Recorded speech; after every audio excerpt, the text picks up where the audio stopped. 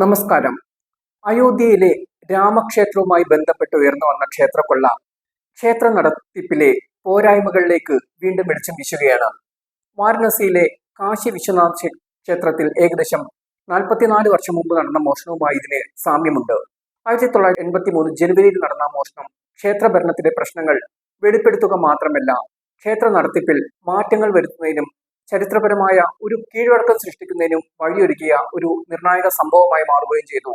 1983 ജനുവരി 4-നും 5-നും ഇടയിലുള്ള രാത്രിയിൽ കാശി വിശ്വനാഥ ക്ഷേത്രത്തിൽ നിന്ന് സ്വർണ്ണ നിർമ്മിതമായ അർഘ ശിവലിംഗത്തെ ചുറ്റപ്പറ്റിയുള്ള പീഠം ഏകദേശം 2.6 കിലോഗ്രാം സ്വർണം ഇതിൽ അടങ്ങിയിട്ടുണ്ട്.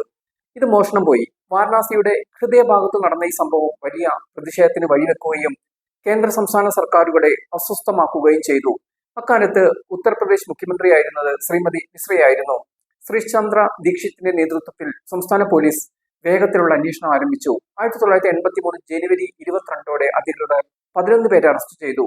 അന്വേഷണ നടപടികൾ നീണ്ടുപോയെങ്കിലും മോഷണം പോയ വസ്തുക്കളിൽ ഭൂരിഭാഗവും കണ്ടെടുക്കാൻ സാധിച്ചു. ഒടുവിൽ 2006 നവംബറിൽ മോഷ്ടിക്കപ്പെട്ട വസ്തുക്കൾ ക്ഷേത്ര ട്രസ്റ്റിന് തിരികെ നൽകി. ഇതിന്റെ അനന്തര ഫലങ്ങൾ ക്രിമിനൽ നടപടികൾക്കും അപ്പുറത്തേക്ക് വ്യാപിച്ചു.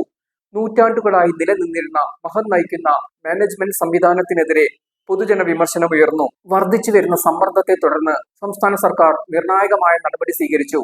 1983 ജനുവരി 28-ന് ക്ഷേത്രത്തിന്റെ നടത്തിപ്പ് UP സർക്കാർ രൂപീകരിച്ച ഒരു ട്രസ്റ്റിന് കൈമാറുന്ന ഒരു ഓർഡിനൻസ് പുറപ്പെടുവിച്ചു. പിന്നീട് 83 സെപ്റ്റംബർ 7-ന് സാമൂഹിക ക്ഷേമ മന്ത്രി ഗുലാം സെഹ്റ UP നിയമസഭയിൽ ഓർഡിനൻസിന് പകരമായി ഒരു ബിൽ അവതരിപ്പിച്ചു. ബിൽ വേഗത്തിൽ പാസ്സാവുകയും 83 ഒക്ടോബർ 12-ന് രാഷ്ട്രപതിയുടെ അനുമതി ലഭിക്കുകയും ചെയ്തു.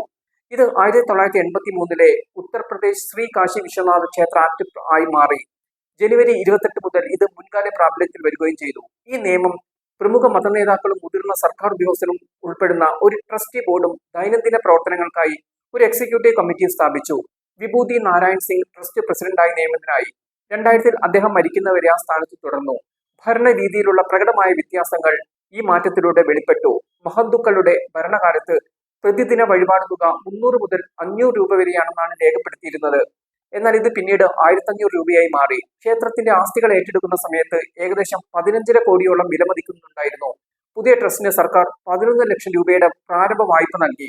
ഇതിൽ 6 ലക്ഷം രൂപ ഉപയോഗിച്ച് സ്വർണ്ണ നിർമ്മിതമായ പുതിയ അർഘ വാങ്ങുകയും ബാക്കിയുള്ള 5 ലക്ഷം രൂപ ദൈനംദിന ചിലവുകൾക്കുള്ള പലിശ ലഭിക്കുന്നതിന് ബാങ്കിൽ നിക്ഷേപിക്കുകയും ചെയ്തു.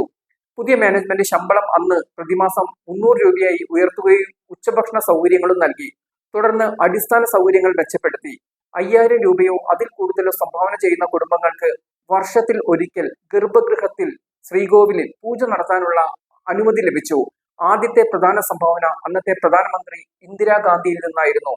മാസങ്ങൾക്കുള്ളിൽ 1 ലക്ഷം രൂപ സമാഹരിച്ചു. ക്ഷേത്രത്തിനടുത്തുള്ള പോലീസ് പോസ്റ്റ് സുരക്ഷ വർദ്ധിപ്പിച്ചു. ക്ഷേത്രമാറ്റങ്ങൾ നിയമപരമായ പരിശോധനയ്ക്ക് വിധേയമായി. അലഹബാദ് ഹൈക്കോടതിയിലും പിന്നീട് സുപ്രീം കോടതിയിലുമൊക്കെ കേസുമായി ബന്ധപ്പെട്ട ഹർജികൾ വന്നു. ഒടുവിൽ 1997 മാർച്ച് 14-ന് ഒരു നാഴികക്കല്ലായ വിധിയിൽ സുപ്രീം കോടതി സംസ്ഥാന നിയന്ത്രണം ശരിവെച്ചു. പിന്നീട് ക്ഷേത്രക്കൊള്ള ആവർത്തിച്ചില്ല. ഈ രീതിയിൽ അയോധ്യ രാമക്ഷേത്രത്തിലും ഇടപെടൽ വേണമെന്ന ആവശ്യമാണ് ഇപ്പോൾ ഉയരുന്നത്.